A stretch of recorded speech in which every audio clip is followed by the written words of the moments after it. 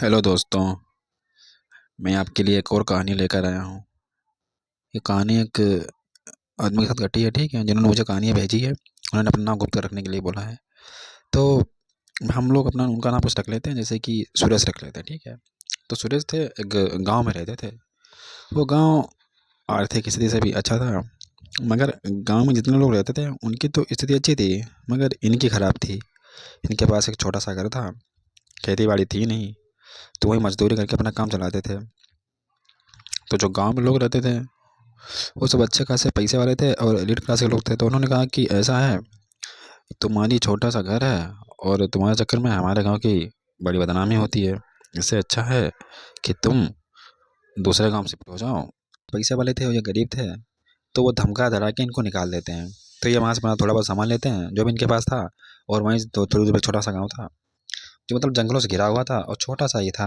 वहीं जाके रहने लगते हैं, झोपड़ी वोपड़ी डाल के अपना जीवन यापन का चलने लगता है। तो इनको उस गाँव के बारे में पता नहीं था। गाँव में ज़्यादा बस्तियाँ थी नहीं, चार पांच बस्तियाँ थी। उनको उस बारे में क्या पता था। ये तो भाई हमारे रहने लगते हैं आराम से। मगर जब रहते रहते उनको 2 दिन बीतते हैं, तो 2 दिन उस बातचीत भी होती है। तो वो सब बताते हैं कि सुबह 6 बजे तक, सुबह 6 बजे से लेकर शाम 6 बजे तक आप चाहे जा रहे हैं, लेकिन 6 बजे के बाद हम घर आ जाइएगा, क्योंकि हमारे गाँव की जो वातावरण है वो सही नहीं है। कहा जाता है कि जो आगे जंगल है वहाँ बहुत सारी आत्माएं भटकती हैं। और ये उस बड़े गांव में रहते थे, इनको इस बात पर भरोसा था नहीं। तो उन्होंने कहा कि ऐसा कुछ नहीं होता है, और ये सब हमको डराने के लिए बोल रहे हैं। हम लोग अभी नए नए शिफ्ट हुए हैं। तो उनसे कहते ठीक है, नहीं कहीं जाएंगे, मगर ये सोचते हैं कि सब ऐसे ही बोल रहे हैं।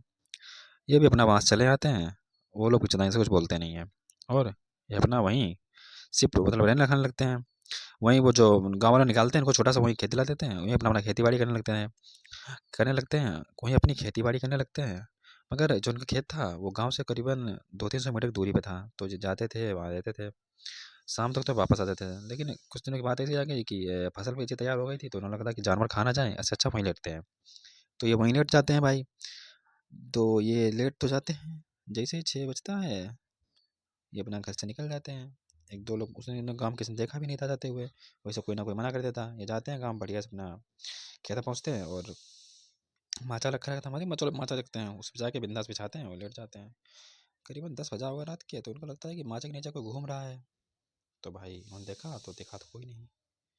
मगर उन्होंने फिर देखा माचा के नीचे, फिर इन्हें लगा कि कोई घूम रहा है, कोई माचा हिला रहा है। जब उन्होंने देखा गौर से टार्च जला के, तब देखा भाई यार, इन्होंने देखा कि गांव वाले सच्ची बोल रहे थे।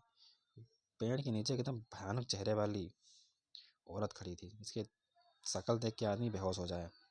मगर माचा के नीचे एक भयानक शक्ल वाली औरत खड़ी थी, ठीक है, जिसकी शक्ल देख के लोग बेहोश हो जाएं। भाई यार इन्होंने देखा जैसे ही, बस ये तो लगा कि गांव वाले सच्ची बोल रहे थे, आज मेरा अंतिम दिन है, मैं बचने वाला तो किसी हालत में नहीं हूँ। उसकी शक्ल देख के लग रहा था कि आज ये वो नहीं मारेगी तो ये उसके डर से मर जाएंगे।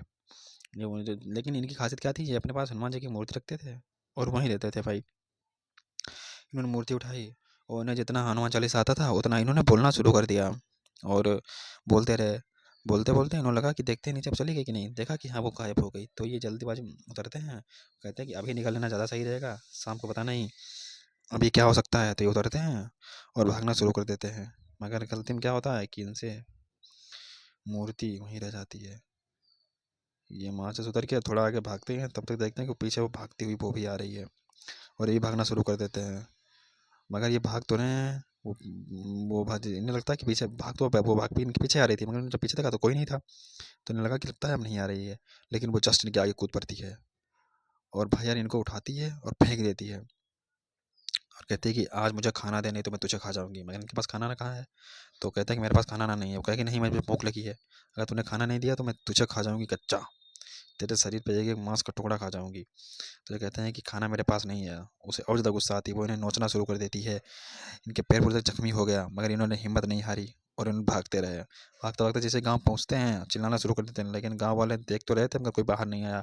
और गांव में मौत का कोहराम चल रहा था। अब वो एक नहीं चार हो गई, मगर इन्होंने हिम्मत नहीं हारी, जब भागते रहे। जैसे अपनी झोपड़ी के पास पहुंचते हैं और झोपड़ी के अंदर होते हैं, मगर उनकी जो बीवी थी वो ज़्यादा धार्मिक थी, मूर्ति वूर्ति लगा के सब मतलब अपना बढ़िया से बाहर रखती थी। मंदिर छोटा सा बना रखा था, तो वो उनके घर के आस पड़ोस घूम रहे थे मगर अंदर नहीं आ रहे थे। घर से तकरीबन 20 मीटर की दूरी पर घूमते रहे रात भर, और ये अंदर तरस चिल्ला रहे हैं, क्योंकि उन्होंने इतना इनको नोचा था, अगर ये गाँव घर पे न पहुँचते तो कन्फर्म मारे जाते। सुबह जैसे जैसे जैसे जैसे सुबह होने वाली होती है वो सब गायब हो जाते हैं, और ये बाहर आते हैं तो गांव में ही लोग कुछ थोड़ी दवाई ववाई लाते हैं, इनको लगाते हैं, और कहते हैं कि हमने आपको मना किया था तो आप क्यों गए। तो वो कहते हैं कि अरे वहाँ फसल फसल अच्छी थी तो मुझे जाना चाहिए था कि जानवर ना खा जाए। तो वो गांव वाले समझाते हैं कि रात में जानवर तक नहीं वहाँ जाते हैं, आप क्यों चले गए। तो बताते हैं कि ऐसा हुआ क्या, कहेंगे तो गांव वाले बताते हैं कि जब हम लोग यहाँ रहते नहीं थे, इससे पहले यहाँ एक और बस्ती थी, जो मतलब एक ही परिवार यहाँ रहता था। उस परिवार में चार पांच मतलब औरतें थीं और दो तीन बच्चे थे, और चार पांच आदमी थे। वो उनका बहुत पूरा परिवार था, पूरी फैमिली थी, बड़ा परिवार था, वहीं रहते थे। लेकिन रात में पता नहीं आकाश में क्या होता है कि पूरा रातों रात वो सब के सब खत्म हो जाते हैं। कुछ दिन तक तो यहाँ कुछ नहीं लगा, लेकिन बाद में वही सब यहीं आने लगे और लोगों को परेशान करना शुरू कर दिया। हम लोग यहाँ रहते थे, और तब से हम लोग रहते होते थे। हमारे यहाँ दोनों की जान भी चली गई।